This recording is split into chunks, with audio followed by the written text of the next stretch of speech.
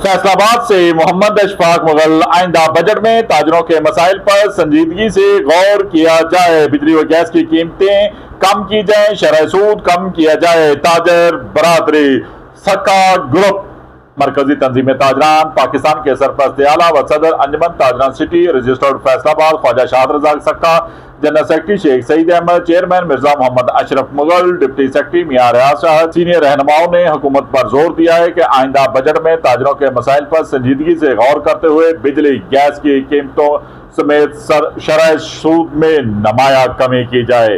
अवाम पर इजाफी टैक्सों का बोझ हरगिज न डाला जाए। अंदरून मुल्क बढ़ती हुई महंगाई, बेरोजगारी और पैदावारी लागत पर भी फौरी काबू पाने के अहकाम जारी किए जाएं।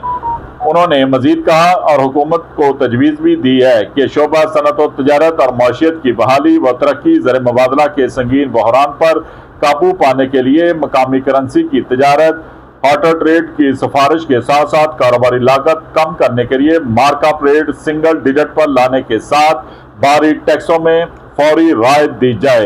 उन्होंने कहा ज्यादा मार्कअप कारोबारी सरगर्मियां सुकुड़ती हुई मईशियत बरामदात को ब्रेक लगाने के मुतरादफ है, जिससे न सिर्फ महंगाई में मजीद इजाफा हो रहा है बल्कि हुकूमत के लिए भी नई मुश्किलात खड़ी हो रही हैं।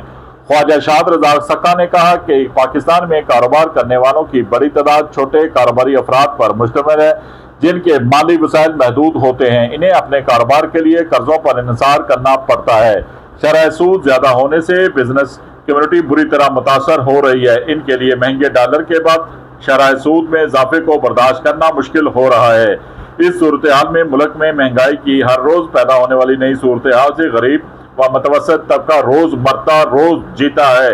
इसका कोई परेशान हाल नहीं और इसके बच्चे किस तरह गुजारा कर रहे हैं इसका अंदाजा करना चाहिए। यही नहीं, बढ़ती हुई तेजी से अद्वियात की कीमतें, अनाज मुआवजा भी गरीबों के लिए इंतहाई परेशान कुन बना हुआ है।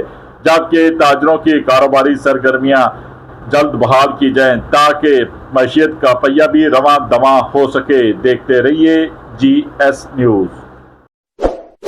इस वीडियो को लाइक करें, हमारे चैनल को सब्सक्राइब कर बेल आइकन जरूर प्रेस करें